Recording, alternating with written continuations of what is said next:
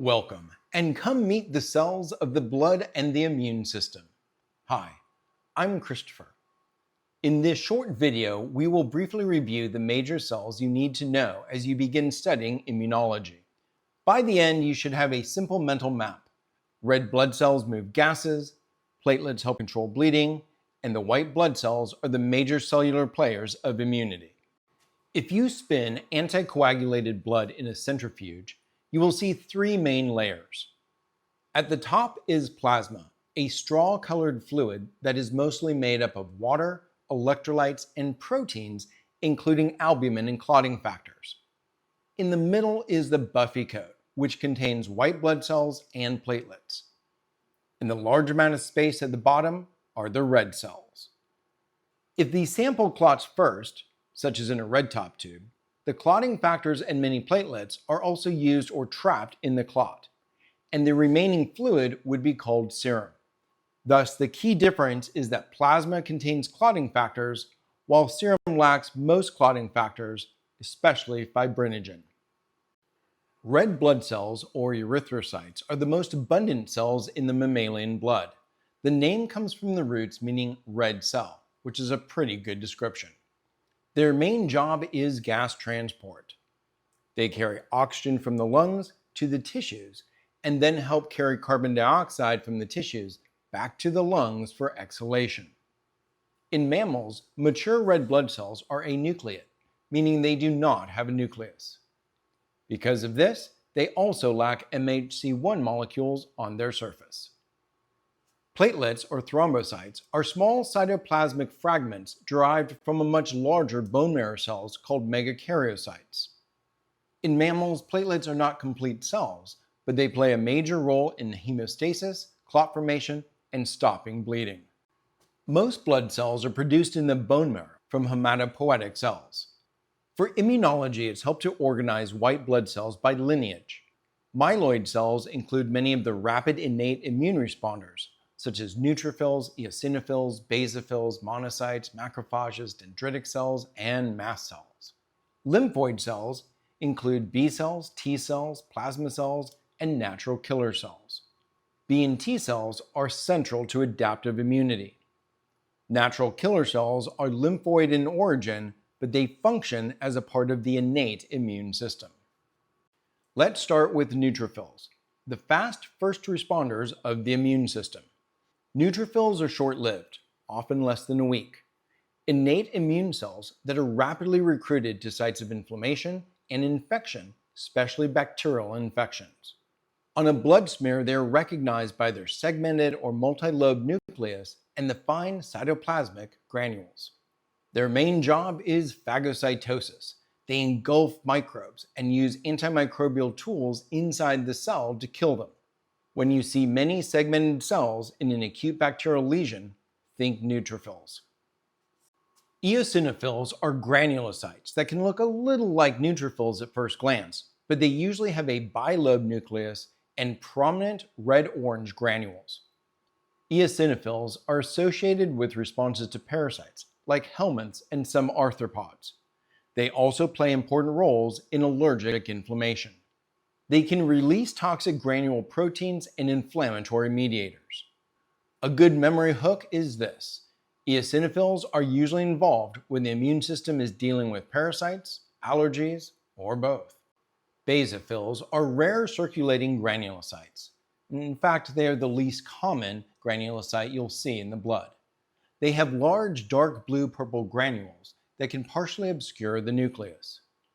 Functionally, basophils are associated with allergic inflammation, IgE-related responses, and mediator release. They can release histamine and other mediators that help shape inflammatory responses. A nice comparison is this: basophils patrol the blood, while mast cells guard the tissues. A monocyte by any other name, would still help clean up the body. Monocytes circulate in the blood. When they leave the bloodstream and enter tissues, they can mature into macrophage and related tissue phagocytes. Tissue macrophages also have specialized names depending on location. For example, Kupffer cells are macrophages in the liver. Microglia are macrophage-like cells in the central nervous system. Macrophages are major phagocytes. They engulf microbes, clean up debris, produce cytokines, coordinate inflammation, and can present antigen to help coordinate innate and adaptive immunity.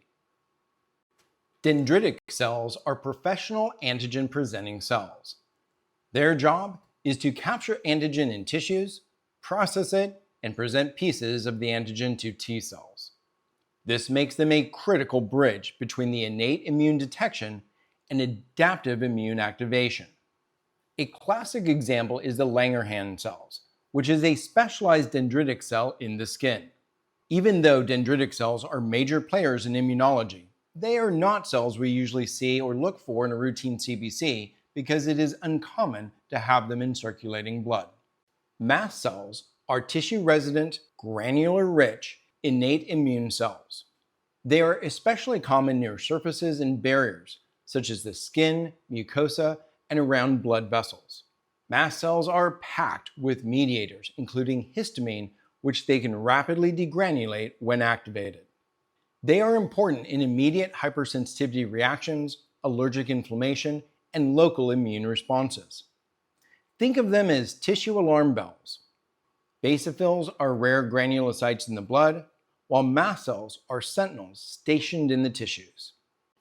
Now we move into lymphoid cells. This is where the immune story shifts from rapid general defense towards specificity, memory, and targeted responses. B cells and T cells are major adaptive lymphocytes. They recognize specific antigens and can help generate memory.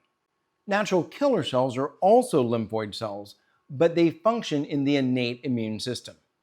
On a routine blood smear, B cells and T cells generally look alike. So a CBC will not usually tell you which lymphocytes are B cells, T cells, or natural killer cells. B cells are central players in the humoral branch of the adaptive immunity. A naive B cell carries B cell receptors on its surface.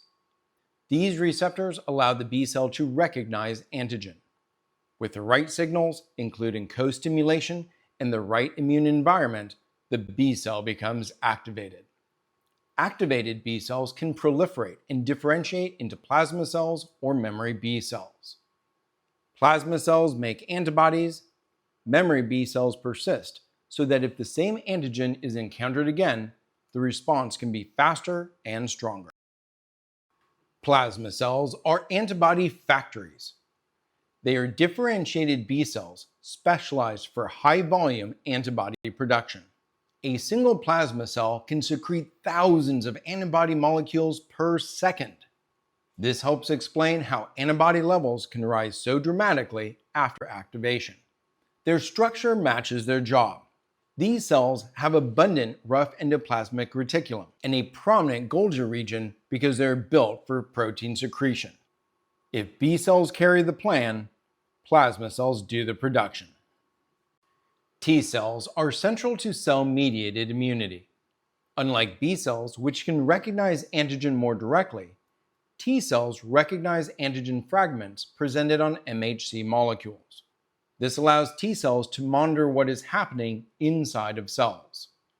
Different T cell subsets do different jobs. Helper T cells coordinate immune responses. Cytotoxic T cells kill infected or abnormal cells. Regulatory T cells help limit excessive immune responses and maintain immune balance. Together, T cells help the immune system coordinate, regulate, and directly carry out cellular defense. Natural killer cells, or NK cells, are lymphoid cells that function as part of the innate immune system. They can kill virus-infected, stressed, or abnormal cells without prior antigen-specific sensitization. That is why we place them in the innate branch, even though they come from a lymphoid lineage.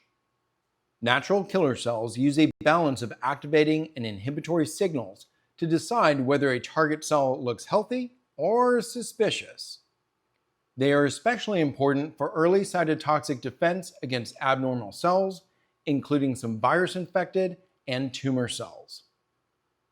Wow, what a lineup!